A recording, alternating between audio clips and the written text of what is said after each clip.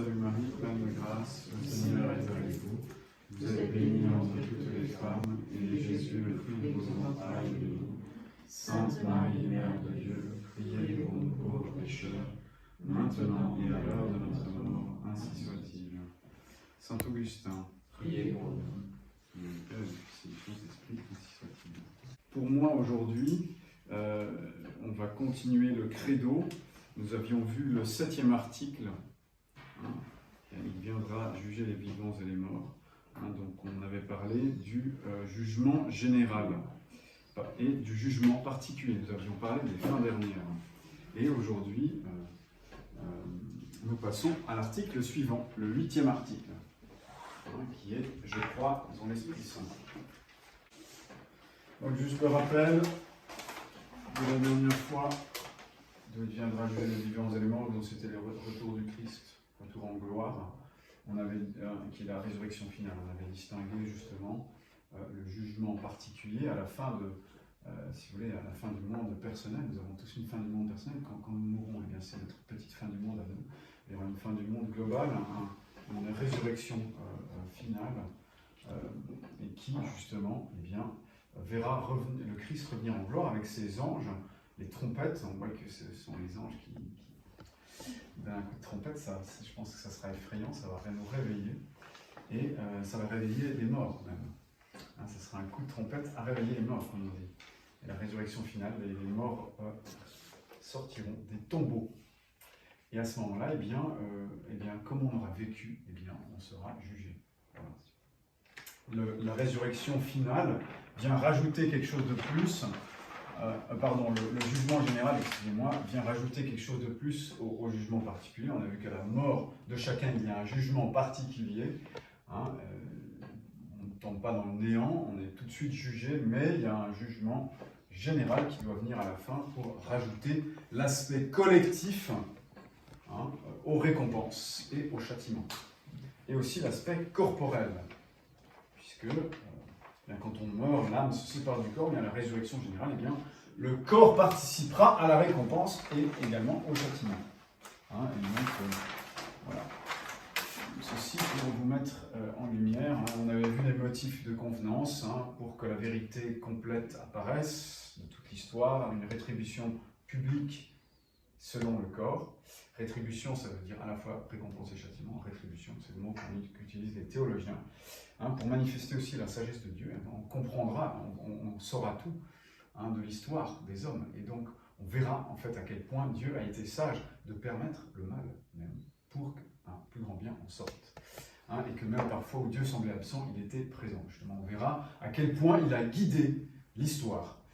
Et bien, ce jugement général permettra aussi de glorifier publiquement le Christ.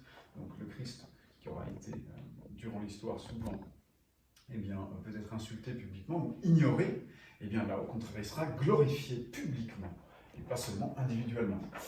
Donc nous passons au 8e article. Je crois au Saint-Esprit. Et donc c'est étonnant, ce Saint-Esprit, la troisième personne de la Trinité qui arrive un peu comme ça à la fin, vers la fin du credo.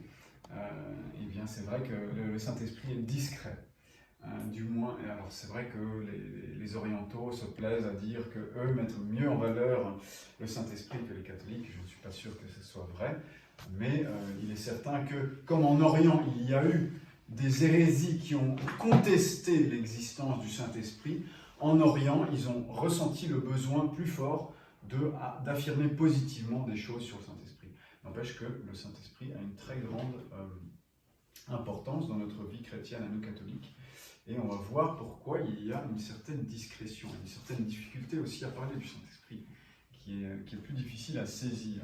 La Trinité en elle-même est difficile à saisir, mais en plus, la troisième personne de la Trinité semble encore plus secrète. Donc, allons-y. Je me base sur un très grand théologien que j'espère vous connaissez et que vous allez apprendre à connaître. Si vous ne le connaissez pas, c'est le cardinal Charles Journet. Je vous conseille de lire ses livres, notamment tous les entretiens, qui sont des retraites qu'il a prêchées, souvent à des moniales, et qui donc, mais il a la caractéristique, le cardinal Journet, d'être à la fois très théologique, de dénoncer les vérités de la foi, et donc de nous faire contempler les vérités de la foi, et à partir de là, eh bien, la sainteté, le désir de sainteté s'allume en nos cœurs. Hein, ce n'est pas un théologien qui passe son temps à nous dire « faites ci, faites ça », mais il nous montre la beauté des mystères de la foi, et ça nous éveille à vouloir être de bons chrétiens, à vouloir être saints. Hein, donc il n'a pas besoin de nous dire quoi faire, on le fait naturellement quand on lit le cardinal Journet. Et c'est un grand thomiste, un disciple de saint Thomas d'Aquin. Et donc, à ce titre-là, il est très très fiable.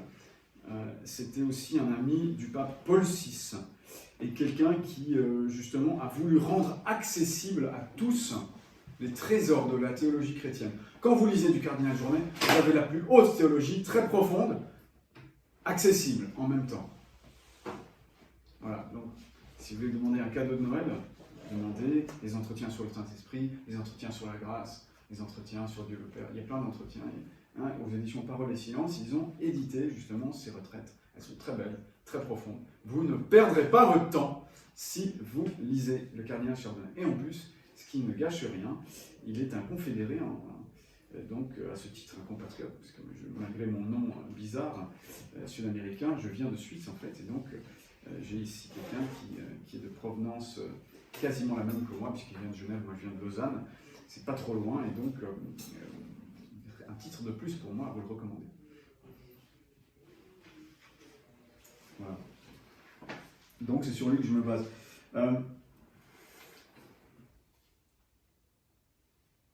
On va parler du Saint-Esprit, mais c'est difficile de parler du Saint-Esprit, d'une personne divine, sans parler des autres.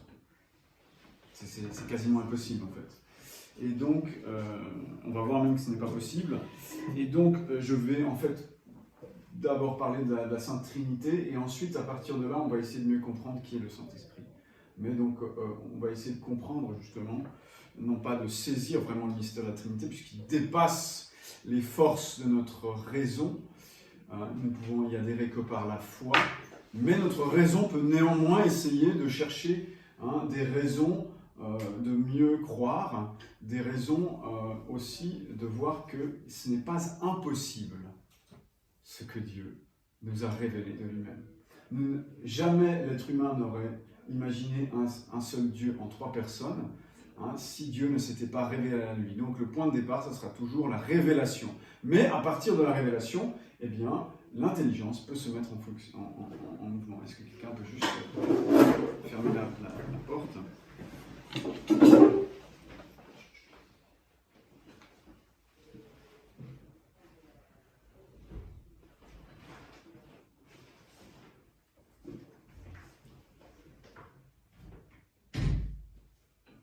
Le cardinal Journet dit qu'il préfère dire esprit pour éviter de donner l'impression que le Saint-Esprit c'est en fait une réalité composée, alors qu'en fait c'est une réalité très simple.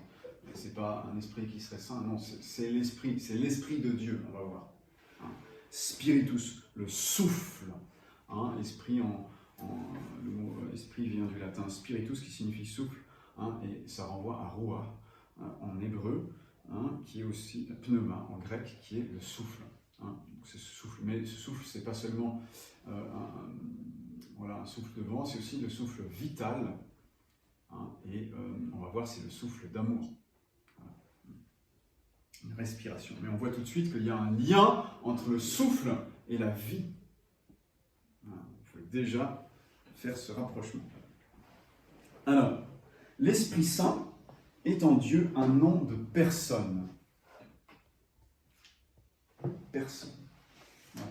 Donc, je reviens souvent sur ce concept. Il est important qu'au cours de cette formation, vous maîtrisiez quelques éléments. Et cet élément de personne est fondamental. Une personne, c'est un sujet, un individu, qui, étant spirituel, peut penser et aimer. Alors, il y a une infinité de sujets, une infinité d'individus, doués de propriétés diverses, dans le monde minéral, végétal, animal. Par exemple, On prend, je vous avais montré tout à l'heure, là, le cadre, on peut prendre différents individus.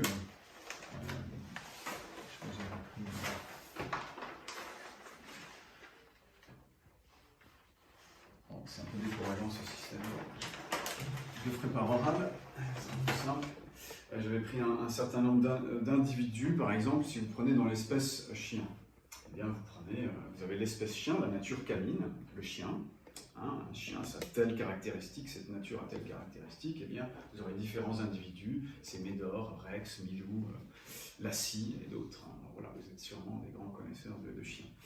Hein, imaginez tous ceux que vous voulez. Et donc, il y a différents individus, différents sujets, hein, qui appartiennent à la même espèce, qui ont la même nature canine. Hein, de même, pour la nature humaine. Voilà, hein, vous êtes chacun des individus différents, mais tous vous partagez la même nature humaine. Nous sommes tous des êtres humains. Hein. Pourtant, il y a une différence entre le premier exemple et le deuxième que j'ai cité, c'est que les chiens, n'étant pas des créatures spirituelles, eh bien, ils n'ont pas la personnalité. Et ce sont des individus. Médor est un individu, mais le Père Antoine, Augustin, hein, sont des personnes. Ce sont des individus, mais de nature spirituelle. Donc un individu, quand il est de nature spirituelle, il acquiert une dignité supérieure, qui est celle d'être personne. C'est la personnalité. Alors peut-être que vous trouvez que votre chat a beaucoup de personnalité, mais c'est une façon métaphorique de voir le mien, on est d'accord. En fait, il n'est pas une personne. S'il vous plaît. C'est vrai que dans les... ça m'amuse bien parfois dans les Anglais. Vous savez, dans les châteaux anglais, il y a des tableaux avec le chien. À mon avis, c'est un peu désordonné. Enfin, je dis ça avec beaucoup d'amour pour les Anglais, mais on a un frère anglais, j'en parlais l'autre jour avec lui. Ils font un portrait de leur chien, et ils accrochent ça au mur, bon, pourquoi pas. Mais c'est pas une personne, parce qu'il n'est pas spirituel. Il n'a pas d'âme rationnelle. Donc on ne dira jamais d'un animal qu'il est une personne, sauf dans les fables de La Fontaine, bien sûr, mais ce n'est pas... évidemment, on sait très bien que les fables de La Fontaine ne visent pas les animaux. Hein, ils visent des personnes, ils visent bien les hommes. Hein, il n'écrit pas pour les animaux. Hein, ce n'est pas pour les chiens, les fables de La Fontaine. L'homme seul, en raison de son âme spirituelle, franchit le seuil de la personnalité. Il n'est pas une structure anonyme, un simple rouage de l'univers. Vous voyez, c'est très important. Les animaux, ils sont guidés par leur instinct, mais ils ne sont pas vraiment conscients d'eux-mêmes. Ils ne sont pas conscients de leur destinée. Bon, les animaux ont une certaine conscience d'eux-mêmes. Peut-être s'il se voit dans le miroir, il est capable de voir que ce n'est pas un autre chien. Mais il n'a pas réellement de réflexion personnelle, intellectuelle sur qui il est, hein, sur le sens de son existence. Hein, le sens de son existence lui est donné, et d'ailleurs, il participe simplement du mécanisme des lois de la nature, des lois de la biologie. Un peu au même titre qu'un caillou, alors d'une façon plus perfectionnée qu'un chien, bien sûr. Un chien est plus noble qu'un caillou, je suis d'accord. Mais n'empêche qu'il s'insère de façon impersonnelle dans l'univers. Tandis que la personne, elle est vraiment maître d'elle-même. Elle est maître d'elle-même. Elle maîtrise son destin. C'est ça qui fait notre dignité. Hein, et c'est aussi ce qui fait notre responsabilité. Seule une personne est responsable. C'est pour ça que je ne crois pas du tout à la responsabilité des robots ou des chimpanzés, hein, puisque en fait, ils ne sont pas des personnes et donc ils ne peuvent pas acquérir la personne. Ils n'ont pas vraiment une maîtrise morale d'eux-mêmes et donc ils ne peuvent pas être traduits en justice. Les purs esprits, les anges aussi, hein, sont des personnes. Parce que ce sont des créatures individuelles de nature rationnelle, spirituelle. Donc voilà, moi j'ai fait l'échelle des êtres, à la différence d'échelle des êtres, le minéral, enfin les êtres inanimés, les êtres animés, donc hein, les plantes d'abord, les animaux et l'homme en dessus, hein, on pourrait mettre les anges. Hein, voilà, et donc c'est au sommet de la création que se trouvent les personnes. Hein, et c'est intéressant. Hein, c'est intéressant, ça nous dit déjà quelque chose. Et Dieu est-il une personne? Là oui. Oui, et avant même qu'il y ait eu la révélation de la Sainte Trinité, déjà, hein, on voit bien dans l'Ancien Testament que le peuple hébreu a tout à fait la conscience d'avoir une personne, d'avoir une relation. Et comment est-ce qu'ils ont conscience de ça? C'est par la relation qu'ils entretiennent avec Dieu. Un Dieu qui vient à la rencontre des hommes, et les hommes qui, à leur tour, réagissent, se comportent de telle ou telle façon vis-à-vis de Dieu. Dieu est intelligence, il est amour. Et donc il a vraiment ces caractéristiques de la personne. Il est souverainement une personne.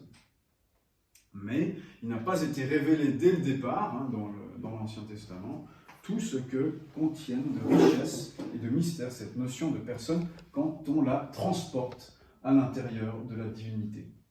On va voir que la notion de personne s'affine quand on l'applique à Dieu. Et c'est très intéressant. Prenez par exemple l'expression, le mot « père ». Vous voyez, c'est intéressant parce que dans l'Ancien Testament, on parle parfois déjà de Dieu comme Père. Et pourtant, il n'est pas question de la Sainte Trinité. On ne parle pas d'une des trois personnes divines, mais pourquoi est-ce qu'on l'appelle Père? On l'appelle Père en tant que créateur, en tant qu'il a une relation avec ses créatures, aussi en tant qu'aussi il se choisit un peuple et qu'il va conduire spécialement. Et donc à ce titre-là, il est appelé Père. Vous comprenez? Mais il s'agit d'une paternité extérieure à Dieu. Notez bien cela. Et Dieu est Père à l'extérieur de lui-même. Et en ce sens-là, il peut être appelé Père. Mais en ce sens-là, la Trinité peut être appelée Père. On va le voir. C'est sûr que Dieu s'est révélé comme donnant l'existence à l'univers, et donc il l'a créé. Donc en ce sens-là, on peut l'appeler Père, un peu comme un père donne la vie, ou transmet la vie à son fils, son enfant, sa fille. Mais le fait qu'il y a en Dieu un Père, c'est-à-dire qu'il engendre un Fils de toute éternité, ça, ce n'est pas révélé tout de suite dans l'Ancien Testament. Alors, c'est un peu, il y a pas des préfigurations, mais des pressentiments de cela. Des pressentiments de cela. On va le voir justement avec l'exemple du chêne de Mambré. Alors, certains théologiens pensaient que les Juifs, que quelques Juifs privilégiés avaient déjà eu l'intuition de la Trinité. C'est peu probable, mais peut-être qu'ils avaient un pressentiment. Il vaudrait mieux dire un pressentiment. Et on a ce fameux épisode du chêne de Mambré où Abraham voit arriver près de lui trois visiteurs mystérieux, tous identiques. Les trois, et qui arrivent, et on sait que c'est Dieu. Alors, il n'est pas clairement dit dans le texte de l'Ancien Testament qu'il s'agit des trois personnes divines. Et certains interprètes, certains exégètes nient qu'on puisse y voir une expression de la Trinité, certains disent non, en fait c'est Dieu avec deux anges. Bon, quoi qu'il en soit, quand même, ces trois visiteurs sont présentés comme étant tout à fait solidaires les uns des autres, égaux et identiques. Donc ça, c'est quand même assez intéressant. Et ce qui est intéressant aussi, c'est que Abraham s'adresse uniquement à l'un d'eux, à eux comme s'ils étaient un seul. Ça, c'est quand même intéressant. Et d'ailleurs, la liturgie traditionnelle, je pense que ça existe aussi dans la Nouvelle Messe, on dit d'Abraham « Tres vidit unum adoravit ». Il en a vu trois, il en a adoré un seul. Vous voyez, donc, dans cet exemple du chêne de Mambré, où on voit justement Abraham qui est récompensé pour l'hospitalité qu'il donne à Dieu, justement cette magnifique hospitalité orientale qu'on expérimente quand on va en Orient, qui est vraiment un devoir absolu vis-à-vis du voyageur.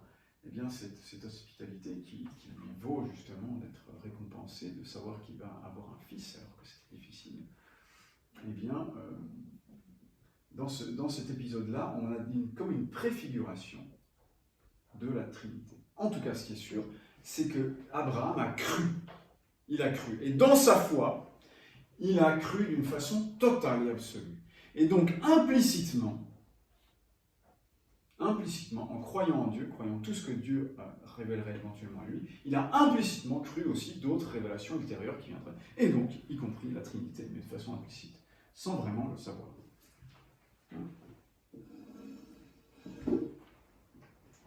Comme dit le cardinal Journet, justement,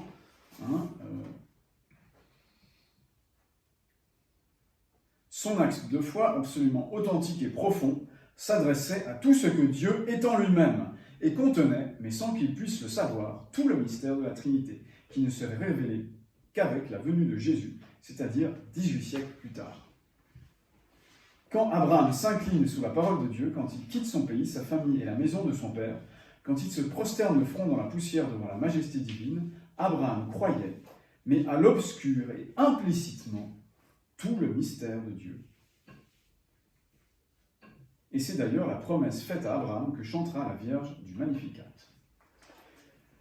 Donc c'est intéressant, vous voyez, cette attitude de foi très profonde d'Abraham, et qui, je pense, doit être la nôtre aussi parfois quand il y a des choses difficiles à croire dans notre foi, ou disons difficiles à saisir, il y a des difficultés, il y a non pas des doutes, mais plutôt des difficultés, des choses qui nous semblent dépasser notre raison, ou parfois aussi ça peut être dans notre vie, c'est-à-dire comment croire que Dieu est amour, qu'il m'aime, qu'il s'occupe de moi quand il m'arrive de telle ou telle chose.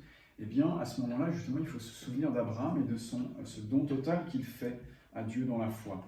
Et les personnes qui, justement, ont pu, à ces occasions difficiles, ou devant les difficultés, les obscurités parfois très fortes, liées à la vie de la foi, qui expérimentent justement ce don, cet abandon à Dieu, eh bien, dans la foi, eh bien, remarquent qu'ils ont justement une lumière comme obscure, une lumière obscure qui vient les réconforter, et plus tard, eh bien, ils comprennent mieux, ils grandissent dans la sainteté. Alors, pourquoi je vous ai dessiné les différentes perfections créées? C'est parce qu'à partir des perfections créées, nous pouvons accéder aux perfections divines. C'est d'ailleurs une des voies de saint Thomas d'Aquin. Il considère que toute chose existe. Exister, c'est quand même une perfection. Tous ici, vous avez le mérite d'exister. C'est quand même mieux que d'être vivre. Vous voyez, donc rien qu'être, c'est déjà génial. On pourrait tous les jours, tous les matins se lever en applaudissant et en sonnant les maracas, en remerciant Dieu d'exister. Et faites-le, moi je veux. Merci mon Dieu de m'avoir donné l'existence. Et ensuite, nous voyons que les différentes choses, à différents degrés, eh bien, elles sont plus ou moins bonnes, sont plus ou moins vraies, vous voyez, elles sont plus ou moins belles. Nous voyons qu'il y a des choses de plus en plus parfaites, une perfection ascendante. Il y a comme une échelle ascendante des êtres, et donc des choses de plus en plus parfaites. Et ça, c'est d'ailleurs une façon de montrer que certainement, il doit exister au sommet de cette échelle de perfection un être qui réunit toutes ces perfections. Puisqu'il y a du plus en plus parfait, eh bien, il doit y avoir un maximum. C'est ça l'argument. C'est l'argument du maximum. S'il y a du plus et du moins, donc il y a un maximum. S'il y a du plus ou moins être, il y a un être qui est maximalement. S'il y a du plus ou moins bon, il y a un être qui est maximalement bon. C'est pas moi, c'est pas vous, c'est pas cette table, c'est pas ce chien. Donc ça doit être un être ailleurs, qui dépasse les bontés que nous voyons ici. De même pour la beauté. Et c'est intéressant de faire remonter à Dieu les beautés que nous voyons, qui sont des beautés fragmentaires. Or, pourquoi je parle de ça? Eh bien, pour dire qu'il y a des perfections absolues, qui sont justement l'être, la bonté, la beauté, et ces perfections qui se trouvent comme fragmentées dans les différentes créatures, en Dieu, elles se rejoignent. C'est ça qui est très étonnant. Ces notions-là, à l'intérieur de la divinité, elles fusionnent comme entre elles. La beauté, la bonté, l'être de Dieu c'est une seule et même chose. Il n'y a plus qu'une seule réalité qui est super être, super bonté, super beauté. Hein, Dieu en lui, tout est un, tout est absolument comme réuni, comme une sorte de... Mais ce n'est pas une fusion d'anéantissement. La bonté, la beauté, l'être, la vérité, hein, toutes ces perfections-là, elles ne fusionnent pas entre elles pour disparaître, elles fusionnent entre elles comme les couleurs de l'arc-en-ciel fusionnent pour donner la lumière blanche. Hein, elles se rejoignent pour se dépasser, pour devenir encore plus grandes en se réunissant. Oui, vous avez une question? Non. Elles se fusionnent sans s'anéantir en se dépassant à la manière dont les 7 couleurs du spectre fusionnent dans la lumière blanche. Et cette unique réalité, elle est vraiment indicible, innommée. C'est pour ça d'ailleurs que je n'ai pas dessiné. Cette unique réalité qui est au sommet, qui est Dieu, la déité. Cette réalité avec un grand R. On ne peut pas la dire. Elle est indicible. Nous sommes débordés par cette réalité, par cette déité. Cet abîme de perfection. Et qu'au ciel, qu'on pourra voir justement cette perfection. Encore ne pourrons-nous pas totalement la comprendre. Nous pourrons voir Dieu face à face. Nous ne pourrons pas tout à fait la saisir en entier, mais nous pourrons la voir. Alors ce que j'ai dit de cette fusion, de cette réunion de toutes choses en une unique réalité, unique déité, unique perfection, ça semble contredire la Trinité, n'est-ce pas? Parce que si c'est le cas, eh bien, si en Dieu tout est un, eh bien, comment peut-il y avoir 3 personnes? Donc c'est ici qu'il faut se souvenir que cette démarche que nous faisons par la raison eh bien, est autre que la démarche que nous faisons par la foi. Par la foi, Dieu nous a révélé, il nous a dit qu'il est 3 personnes. Vous voyez? Et nous pouvons montrer, concilier cette révélation avec la raison. Mais nous ne pouvons pas déduire raisonnablement, d'après les créatures, d'après ce que nous découvrons par notre raison seule, nous ne pouvons pas déduire la Trinité. Nous pouvons la prendre comme un donné et ensuite l'analyser et montrer qu'elle n'est pas impossible. Mais jamais on pourra démontrer la Trinité. Si quelqu'un prétendait démontrer la Trinité, vous sauriez qu'il est dans l'erreur. Mon Père, c'est là qu'est la foi, en fait. C'est l'adhésion à ce mystère. Oui. C'est donc une vraie volonté, en fait, d'adhérer en ce mystère-là, et en ça est la foi. Oui. Et alors, justement, c'est bien important de jamais mettre en conflit la raison et la foi tout en les distinguant. Ce n'est pas la même démarche. Alors, dans la foi, en fait, la foi vient s'ajouter à la raison, donc la foi n'exclut pas la raison. Après, à partir des données de la foi, la raison, éclairée par la foi, va se mettre en branle. Donc, on voit bien qu'on ne peut pas les séparer. Mais la démarche purement rationnelle que j'ai dessinée là, un Aristote a pu la faire, sans avoir la foi, sans avoir la révélation. Par contre, que Dieu soit Trinité, eh bien ça, il a fallu que Dieu nous le dise. Mais réfléchissons à ça aussi, parce que c'est très important de se souvenir de la grâce que Dieu nous a faite. Quand quelqu'un vous dit vraiment qui il est, c'est qu'il est votre ami. On dit pas, on ne se révèle pas à n'importe qui. Si Dieu a voulu se révéler à nous, c'est qu'il nous aime. S'il a voulu dire qui il était, nous délivrer le secret de sa vie intérieure. Donc, si jamais vous aviez un doute sur le fait que Dieu vous aime, mais souvenez-vous rien que de la révélation. Non seulement il vous a donné l'existence, le matin, la fête, mais souvenez-vous aussi qu'il s'est révélé à vous par Jésus-Christ. Il a voulu vous dire son plus grand secret. Qui il est.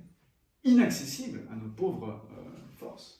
Et donc, ça, c'est la preuve de son amour. Dieu n'est pas un mur devant lequel on serait là perdu. Ou une réalité inaccessible, comme il l'était pour les Grecs, comme Aristote, qui admiraient, mais qui restait très loin. Comme dans un musée, on serait très très loin du beau tableau là qu'on ne peut pas approcher. Comme parfois dans d'autres religions, où on a l'impression qu'on décroche le téléphone, mais il n'y a personne qui répond au mot. Voilà, c'est certains qui racontent cette expérience dans d'autres religions.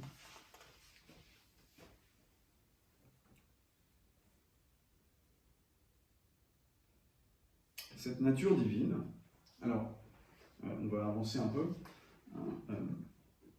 Mais cette réalité, cette nature divine absolument parfaite, nous croyons qu'elle subsiste en trois personnes, que l'Écriture appelle le Père, le Fils, l'Esprit. Hein, et ces trois personnes subsistent en elle. Alors maintenant, essayons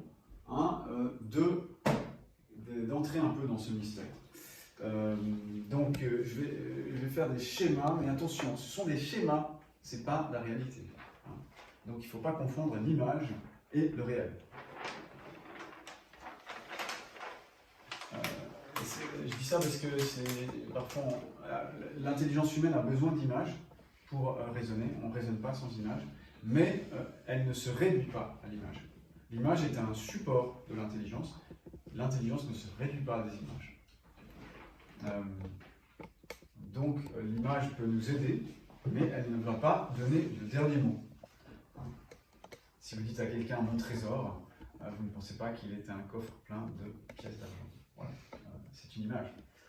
Alors ici, je me base sur un schéma qu'indique le cardinal Journet, et il fait une référence intéressante à un saint ermite du XIVe siècle, 14e, 15e siècle, Saint Nicolas de Flux. Vous avez peut-être entendu parler de lui, un Suisse qui était un paysan illettré, mais quand même relativement un paysan considéré dans son canton suisse, et qui était très très pieux, mais qui a eu de nombreux enfants. Je crois qu'il a eu, je ne sais pas, 18 ou 19 enfants.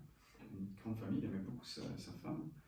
Mais à un moment donné, juste après son dernier enfant n'était pas encore né, Dieu l'a appelé à vivre en ermite. Il a vécu en ermite dans une petite cabane. Alors au début, il voulait partir loin de sa famille, mais le bon Dieu lui a fait comprendre qu'il fallait qu'il vive totalement séparé de sa famille, donc il ne verrait pas les siens, mais à environ une demi-heure de marche. Voilà, dans un petit ermitage, et il a vécu que de l'Eucharistie. Donc Saint Nicolas de Flux était un très saint homme, illettré, mais qui, grâce à la prédication, au fait qu'il assistait à la messe, qu'il avait entendu des bons prédicateurs, avait une très grande intelligence des mystères de la foi, et notamment de la Sainte Trinité. Et il méditait justement, il y avait un schéma devant lui qui n'était pas tout à fait comme celui-ci, mais qui était un rond avec trois points qui symbolisent justement la Trinité. Donc ça nous aide à soutenir la pensée.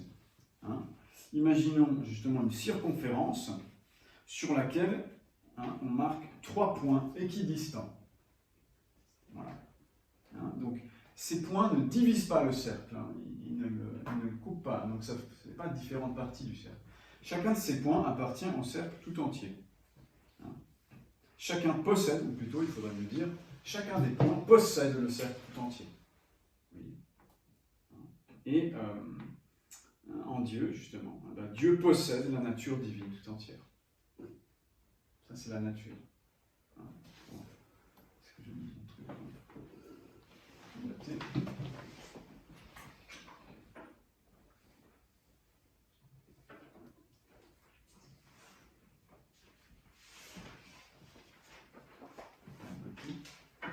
La nature.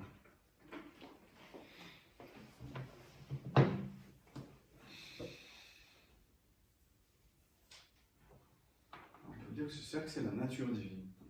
C'est la déité, la divinité.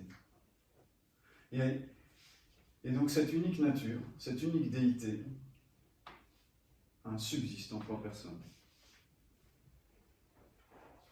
Le Père possède la nature divine tout entière, il est l'absolu de Dieu, et pareillement le Fils possède la nature divine tout entière, il est l'absolu de Dieu, de même l'Esprit possède la nature divine tout entière, il est l'absolu de Dieu. Il y en a 3 qui sont consubstantiels, ils sont l'unique divinité. Il y a donc bien une unique divinité, mais avec une sorte de jalissement de 3 personnes, ad intra, à l'intérieur.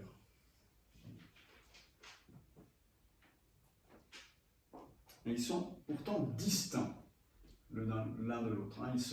Ils ne sont pas simplement plusieurs faces d'une même médaille. Ça, ce serait l'erreur modaliste. Je ne vais pas revenir sur toutes les erreurs trinitaires, mais ils ne sont pas simplement des aspects différents de Dieu. Ils sont vraiment 3 personnes distinctes à l'intérieur de la divinité. Et c'est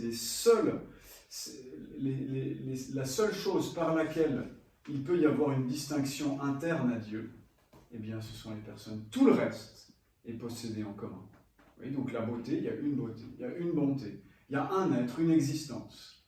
Il y a tout ce que vous voulez, toutes les perfections, que nous disons distinctement, mais qui sont une en Dieu, tout cela est un en Dieu.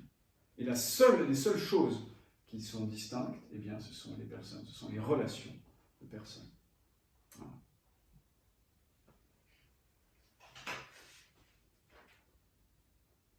Et on ne peut pas réduire le Père au Fils, ni le Père et le Fils au Saint-Esprit, ou inversement. On ne peut pas les réduire l'un à l'autre.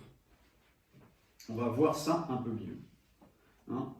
Et donc, par contre, vous voyez, la nature divine, la déité est dans le Père comme celui qui communique. On va voir. Le Fils comme celui qui reçoit, et le Saint-Esprit comme celui qui reçoit du Père et du Fils. Celui qui est, justement, qui procède de l'un et l'autre.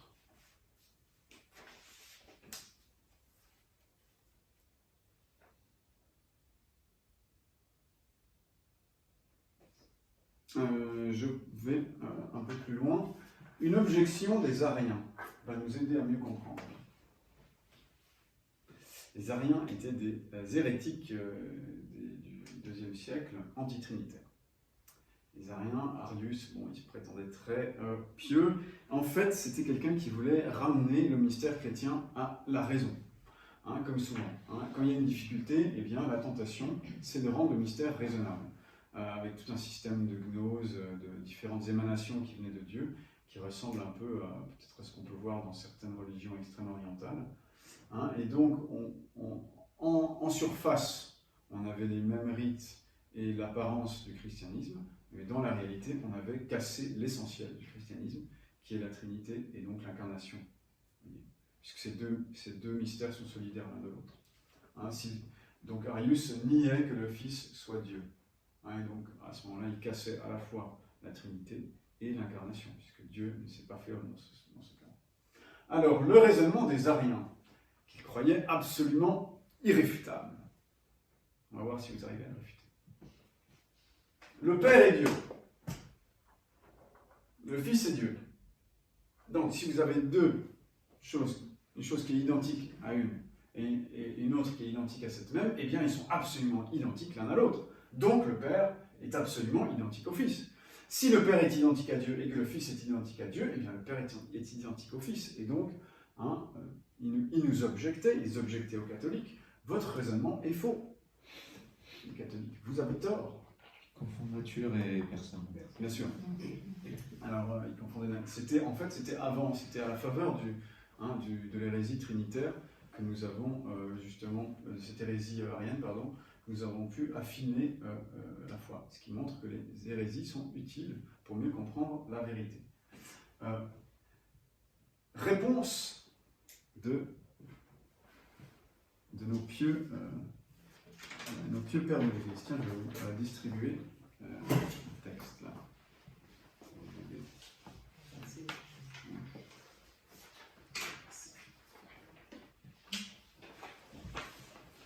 Alors, il y a une citation de Saint Grégoire de Nazianze.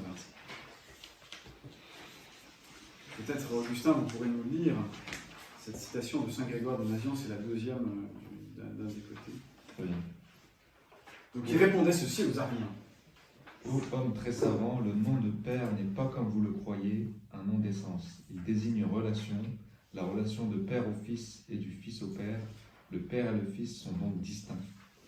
Le Fils n'est pas le Père, mais il est ce qu'est le Père. Dans la Trinité, il faut dire qu'autre est le Père, autre le Fils, autre l'Esprit, de peur de confondre les personnes. Mais il ne faut pas dire qu'autre chose est le Père, autre chose le Fils, autre chose l'Esprit, car les trois sont une seule et même chose quant à la divinité.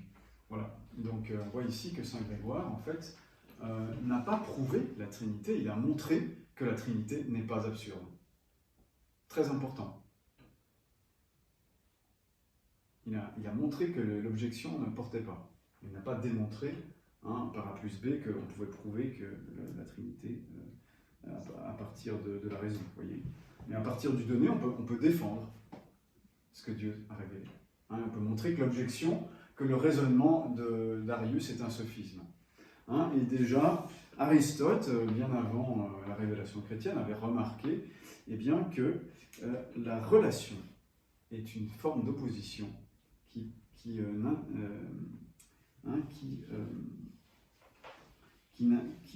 fausse ce genre de sophisme. Hein, cet axiome de dire que deux identiques à un même troisième sont identiques entre eux, cet axiome ne vaut pas, expliquait Aristote, lorsque entre le premier et le troisième terme, il existe une opposition de relation. Ça, c'est la clé. Hein, on va voir que dans la Trinité, ce qui distingue les personnes, c'est une opposition de relation.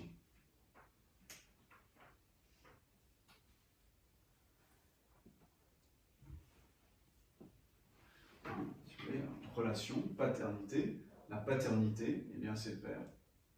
Paternité, c'est pas la même chose que la filiation. Hein, et donc, hein, on a d'un côté la relation de paternité qui n'est pas la relation de filiation. Ça s'oppose. Ça s'oppose, mais ça se suppose l'un à l'autre. Vous ne pouvez pas avoir de paternité sans filiation, et inversement, vous voyez. Donc c'est intéressant de voir que c'est une opposition, mais qui n'exclut pas, et au contraire qui suppose l'autre relation. Et par rapport au Saint-Esprit, on va voir, alors c'est une spiration. C'est plus difficile à saisir, mais c'est pourtant vrai. Du Père et du Fils procède le Saint-Esprit. Alors bien sûr, la procession du Saint-Esprit du Fils a été définie un peu plus tard, mais elle est tout à fait bien contenue dans l'Écriture. Hein, et donc cette procession est conjointe du Père et du Fils. Hein, et donc c'est bien une relation du Père et du Fils au Saint-Esprit.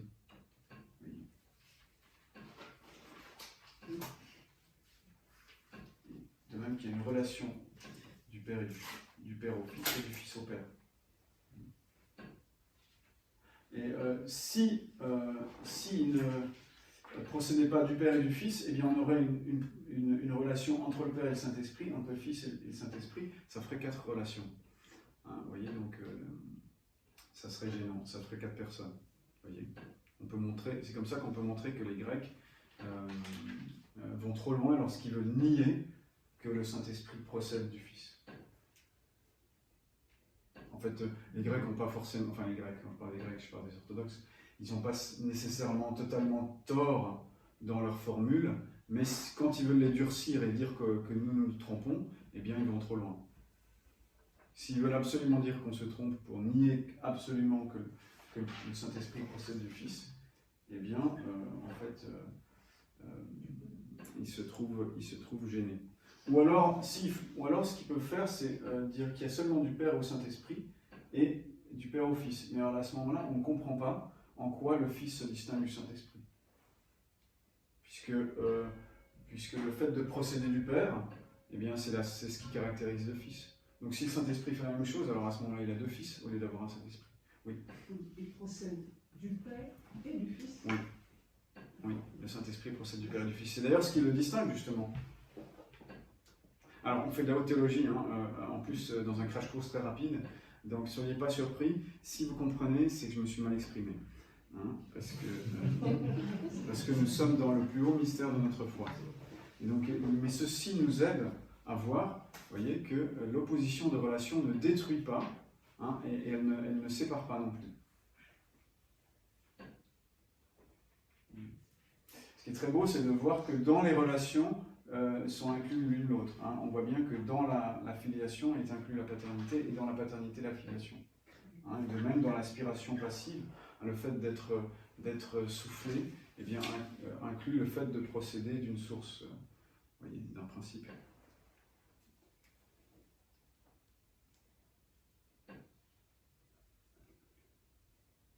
ils avaient répondu aux Ariens, vous comprenez rien. C'est pas la même relation, c'est pas le même voyage d'aller de Thèbes à Athènes et d'Athènes à Thèbes, même si c'est la même route. C'est une image. Mais c'est une image assez forte. Vous voyez, attention messieurs les Ariens.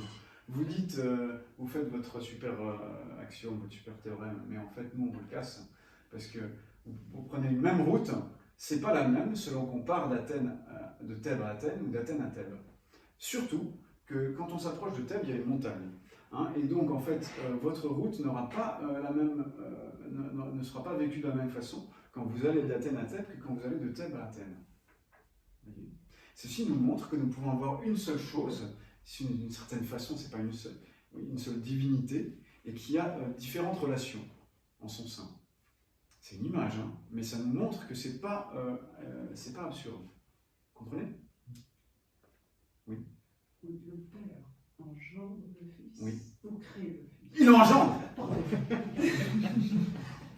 Voilà, et c'est le Saint-Esprit. Engendrer, non pas créer. Oui, j'ai Dans le une créneau. petite confusion, c'est pour ça que... Non, pardon, Voilà. excusez-moi. c'est bon. Non, j'ai la parole. Créateur. Ah, alors justement, attention. Ouais, parce que Hein, donc Dieu et la Trinité est toujours créatrice. La création, c'est toujours la Trinité. Quand on parle de création, tout le rapport avec les créatures est un rapport à l'extérieur de Dieu. Hein, et donc il concerne toujours les trois personnes de la Trinité.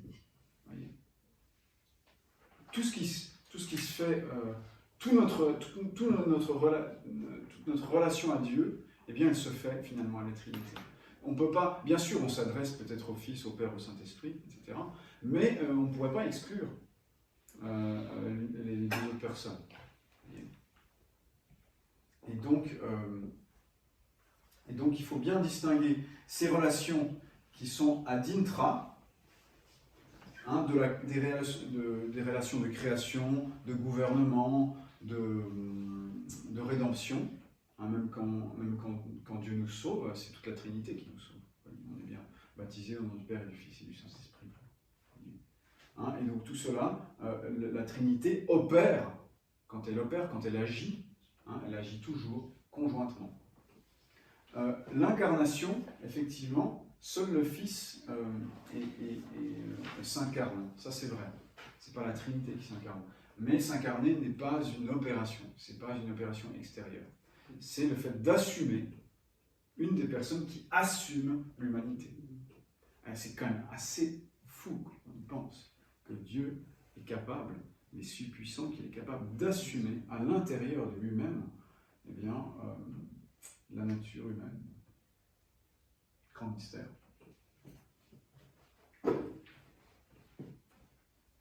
Franchement, si Dieu ne s'était pas révélé, il ne l'avait pas révélé, on aurait trouvé ça complètement fou.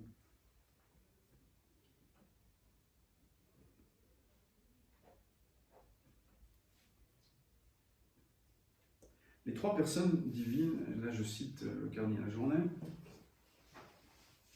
pour résumer, les trois personnes divines sont égales et co-éternelles. Chacune possède la totalité de l'absolu, totalité de l'être, de la lumière, de l'amour. Mais celui qui communique cet absolu, la personne du Père, et celui qui le reçoit, la personne du Fils, sont irréductibles et inconfusibles. Il ne faut pas les confondre. Le Père donne tout l'absolu qu'il possède sans rien réserver. Le Fils rend tout à son Père sans rien réserver. Il y a entre le fait de donner et le fait de recevoir une opposition de relation. Il y a celui qui reçoit et celui qui donne. Hein? Et on voit bien que c'est une seule et même chose, donner, si vous voulez, considérer du point de vue de celui qui reçoit et de celui qui donne.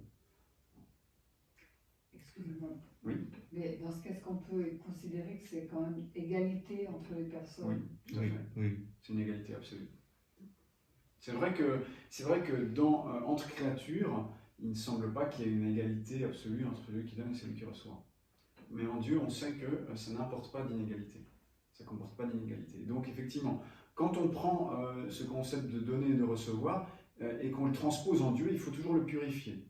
Vous voyez? Donc il ne s'agit pas, quand on contemple, de ramener Dieu à nos concepts, mais c'est plutôt de purifier nos concepts pour les appliquer à Dieu. Votre remarque est très bonne. Vous voyez, donner et recevoir, c'est vrai qu'ici-bas, ce n'est pas la même chose. Ça importe une certaine inégalité. Par contre, en Dieu, non. C'est quand même magnifique de penser que Dieu se pense, hein, et en se pensant lui-même, il se donne totalement, si bien qu'il est, il est Dieu, le Fils. On va voir ça. Mon père, j'ai une petite question. Je termine juste et je vous réponds. Il y aura un troisième terme, hein, justement, je vais le citer, hein, le Père et le Fils, quand le Père et le Fils s'aiment d'un mutuel amour, ils vont donner un fruit qui est ce souffle d'amour. Et ils vont faire apparaître de toute éternité, à l'intérieur de la divinité, une troisième personne qui sera l'Esprit Saint. Voilà, donc l'Esprit Saint, c'est l'amour du Père et du Fils. Oui. Donc, le Fils est engendré de toute éternité. Oui. Donc on est bien d'accord, il n'y a pas d'abord le Père et ensuite le Fils. Il n'y a pas de temps entre les deux. C'est comme ça de base, quoi. Oui. Ok. C'est assez étonnant. Hein. C'est étonnant. Et Saint Augustin imagine un pied qui fait une empreinte dans le sable. Et il dit, eh bien, si ce pied fait cette empreinte dans le sable de toute éternité, eh bien, effectivement, il y a bien une empreinte qui est faite, et d'un côté, et de l'autre, quelque chose qui fait cette empreinte, mais sans qu'il y en ait une qui précède l'autre. Et donc, c'est une relation, hein, qui existe de toute éternité. C'est étonnant, hein, ces relations subsistantes en Dieu. Dieu a en lui, hein, des relations subsistantes qui sont ces trois personnes, hein, et qui ont toujours été là. En fait, il n'y a pas le temps. La variable temps n'existe pas. Oui, mais enfin, non seulement la variable temps n'existe pas, je suis d'accord, mais même, vous voyez, mais même là, il n'y a pas non plus de causalité. Parce que bon, vous voyez, par exemple, si je balance une brique dans la fenêtre, si vous voulez, ben, c'est bien, même si la fenêtre casse en même temps que la brique arrive, si vous voulez, il n'y a pas de variable temps, mais c'est quand même bien la brique qui casse, et c'est pas la fenêtre qui est en train de céder et qui aspire la brique, vous voyez. Donc là, il y a bien une causalité du côté de la brique, alors que en fait, la fenêtre est cassée. Et en Dieu, c'est pas le cas. Dieu n'est pas le Père n'est pas cause du Fils, vous voyez. Il n'y a pas de causalité. Donc il n'y a pas de dépendance, comment dire, d'une telle façon qu'il y en a un qui serait inférieur à l'autre. Il y a un don total, une réception totale. Oui, donc non seulement il n'y a pas le facteur temps, il n'y a pas le facteur si vous voulez, de causalité, de supériorité, de dépendance. Au moins d'une dépendance qui impliquerait une infériorité. On pourrait peut-être dire une dépendance au sens d'une réception. Mais vous voyez, donc il faut bien purifier nos concepts quand on essaye de balbutier quelque chose à propos du bon Dieu. Voilà. J'essaie d'avancer, mais c'est l'heure de finir. Parce que j'ai beaucoup parlé. Bon, on a pris un peu de retard aussi. Donc, que vais-je dire? Je vais passer à notre ami Saint Augustin, justement, que nous avons prié, hein, qui a beaucoup médité sur la Sainte Trinité. C'est lui qui méditait beaucoup sur la Sainte Trinité et qui était tombé sur un petit garçon qui jouait avec un coquillage. Vous connaissez cette histoire? Il tombe sur un petit garçon avec un coquillage et qui est en train qui prend de l'eau dans la mer et qui le met dans son petit trou là, qu'il avait creusé dans le sable. Et Saint Augustin, voilà, pour se détendre un peu, parce que ça faisait des heures qu'il réfléchissait sur la Sainte Trinité, il va discuter avec ce petit garçon, il dit: qu'est-ce que tu es en train de faire? Il dit: ah ben je suis en train d'essayer de vider l'océan pour le mettre dans mon trou là. Et il dit: mais tu m'as jamais arrivé, c'est pas possible.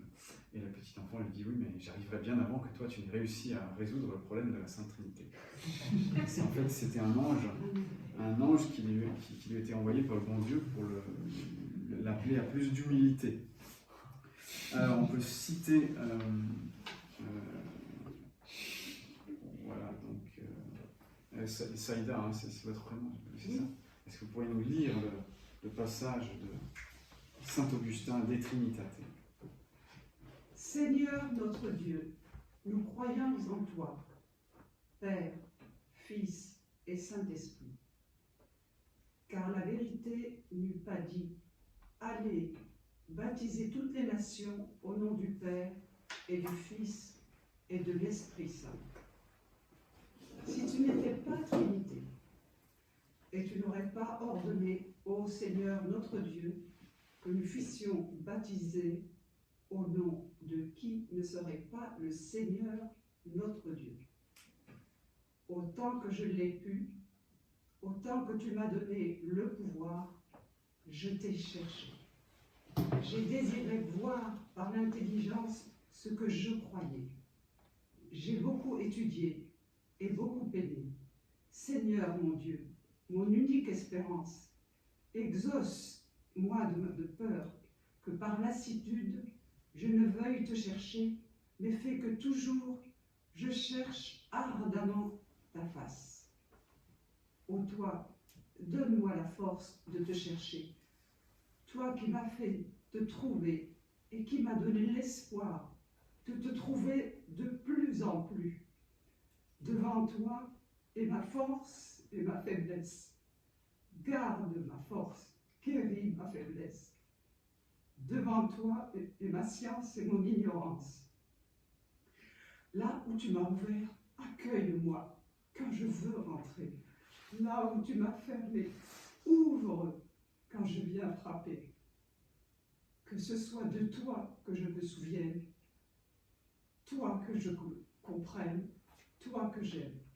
Augmente en moi ces trois dons, jusqu'à ce que tu m'aies réformé tout entier. Alors, merci. Donc, je vous invite à souligner l'avant-dernière phrase. Ah, c'est très beau, hein, quand on lit Saint-Augustin, on se retrouve avec un des grands saints de notre Église, hein, docteur de la grâce. On ne perd jamais son temps quand on ouvre et qu'on médite Saint-Augustin. Voilà, donc nos amis d'Afrique du Nord peuvent être très fiers de l'avoir pour compatriote. Ce qui fait dire parfois au père de Binière que les sémites ont une sorte de supériorité dans les choses spirituelles.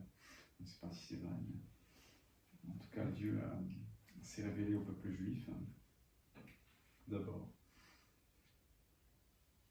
Que ce soit de toi que je me souvienne, toi que je comprenne, toi que j'aime. C'est intéressant puisque, justement, saint Augustin, on lui doit cette méditation sur la trinité psychologique. Vous avez peut-être entendu parler de ça. Il avait médité sur le fait que j'ai noté là-haut, l'homme a été créé à l'image de Dieu. L'homme a été créé à l'image de Dieu. Et saint Augustin m'a dit, mais si effectivement le livre de la Genèse nous indique que Dieu a créé l'homme à son image, eh bien c'est donc que en l'homme, on doit bien retrouver un reflet de Dieu. Et si Dieu est Trinité, eh bien il doit y avoir quelque chose qui dans l'homme reflète cette Trinité. Et il l'a trouvé dans la partie la plus noble de l'humanité, évidemment. C'est sa faculté spirituelle. Et il a noté, justement, et saint Augustin a noté qu'il y a une mémoire, une intelligence. Il y a dans l'esprit humain la mémoire, l'intelligence, que j'ai symbolisée par cette petite loupiote qui clignote, c'est quand on a une idée, et l'amour, vous voyez, qui est lié à la volonté. L'amour, il est dans la volonté. C'est important, d'ailleurs, dans la vie spirituelle, même dans la vie morale, de savoir que l'amour, ce n'est pas un sentiment. Bien sûr, c'est un sentiment, mais c'est d'abord quelque chose qui est le résultat de la volonté. Donc, quelqu'un avec qui on n'a pas les atomes crochus, avec qui le ressenti est difficile, on peut quand même l'aimer. Puisque c'est un acte de volonté qui signifie vouloir le bien.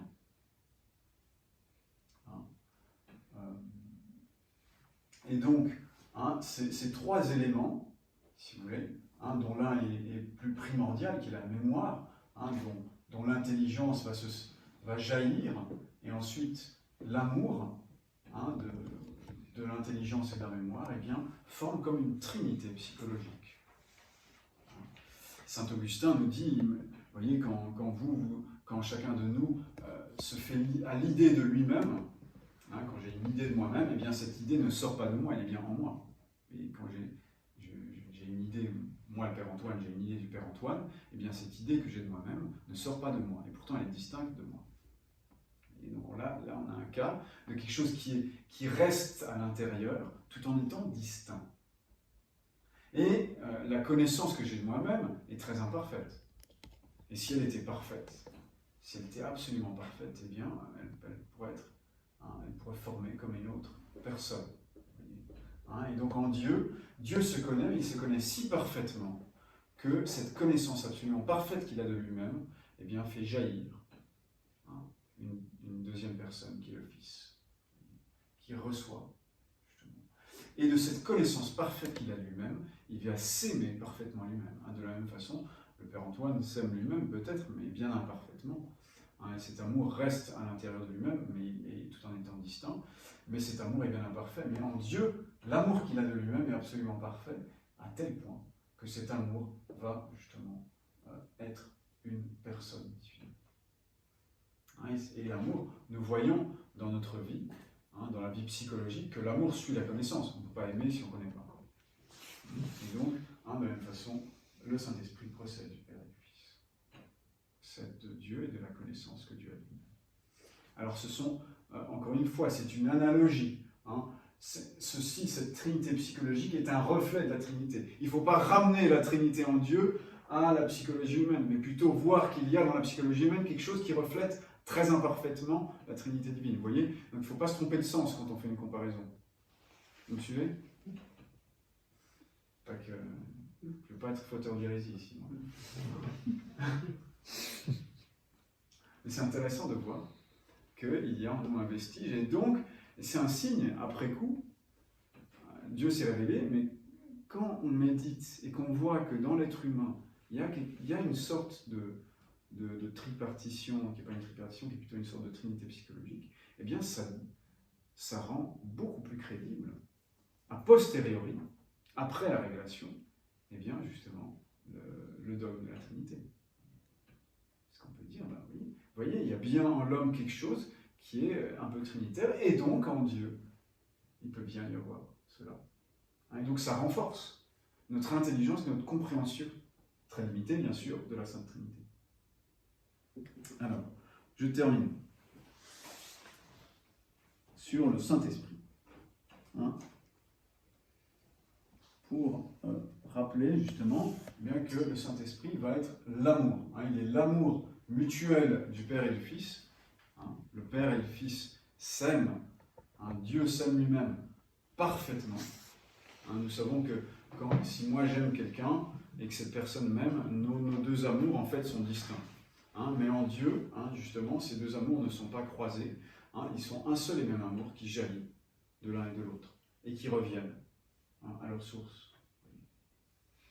C'est mystérieux, n'est-ce pas? Mais justement, c'est cette procession d'amour qui procède du Père et du Fils, qui est l'amour. Et donc c'est pour ça aussi qu'on attribue, par appropriation, au Saint-Esprit le rôle d'augmenter la charité, de soutenir notre vie spirituelle, notre vie chrétienne. Donc c'est pour ça qu'on a fait cette prière au Saint-Esprit, pour que justement le Saint-Esprit enflamme notre cœur et nous fasse grandir dans l'amour divin. Alors bien sûr, c'est toute la Trinité qui va faire ça. Mais particulièrement, on s'adresse au Saint-Esprit. Pourquoi? Justement, puisqu'il est la personne, l'amour personnifié. Vous voyez, il est la personne de l'amour en Dieu. Et donc, il y a une certaine convenance à s'adresser à lui.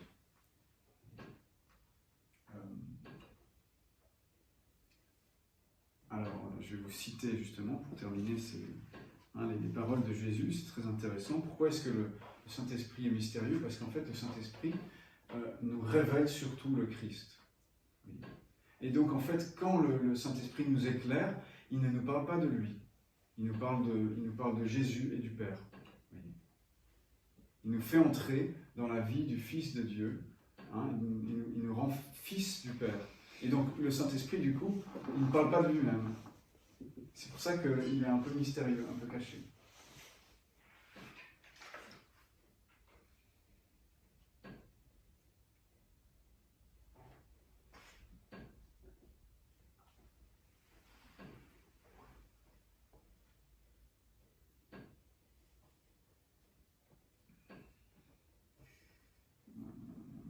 ça que je voulais donner.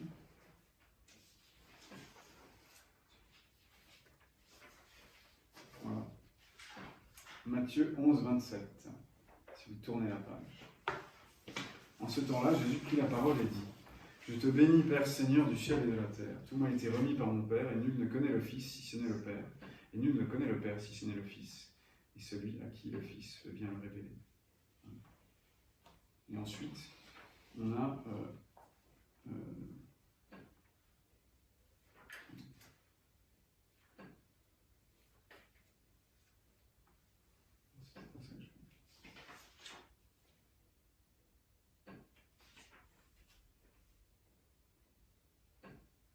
un peu plus bas, Jean 7, 37, 39.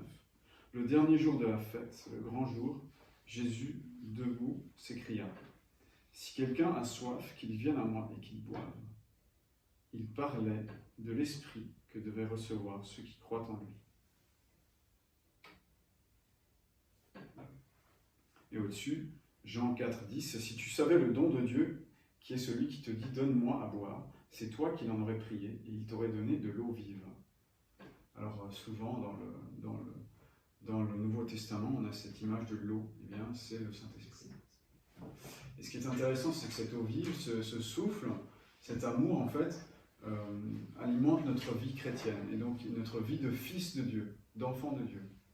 Et donc c'est intéressant, vous voyez, l'eau, l'air, le souffle, ça n'a pas de goût, ça n'a pas d'odeur. De la même façon, eh bien, le Saint-Esprit en fait, ne se fait pas vraiment connaître lui-même directement, mais c'est plutôt lui qui va nous faire connaître le Fils et le Père. C'est pour ça que, en fait, il est comme un peu en retrait. Non pas qu'il soit moins important, il est très important, mais de fait, parce qu'il nous révèle le Fils et le Père. Voilà. Et donc ce n'est pas du tout qu'il soit moins important, qu'on le néglige, mais au contraire, il va nous faire connaître le Fils et le Père. Ouais, il y avait une citation mais que je n'arrive pas à retrouver. Je vais la retrouver tout à l'heure. Voilà, elle couronne un peu ce que je voulais dire. Mais je peux la citer de mémoire. Jésus nous dit effectivement que voilà, nous sommes, non, c'est Saint Paul qui nous dit que nous ne sommes pas capables de prier. Nous ne sommes pas capables de prier, mais l'Esprit Saint prie en nous par des gémissements ineffables, et c'est lui qui dit « Abba, Père ». Vous voyez, c'est intéressant. Nous avons en nous, vous voyez, par l'habitation de la Sainte Trinité qui habite dans notre âme, nous avons en nous justement cette vie trinitaire. Nous avons en nous cet esprit qui va nous apprendre à être fils du Père. Vous voyez, qui va nous apprendre à dire Abba, je veux dire papa en hébreu. Donc l'Esprit Saint, il ne vient pas dire, il ne vient pas nous apprendre l'Esprit Saint, il vient nous apprendre à être fils du Père. Il va nous faire entrer dans la vie de la Sainte Trinité. Voilà, c'est l'heure du thé. Merci de votre attention.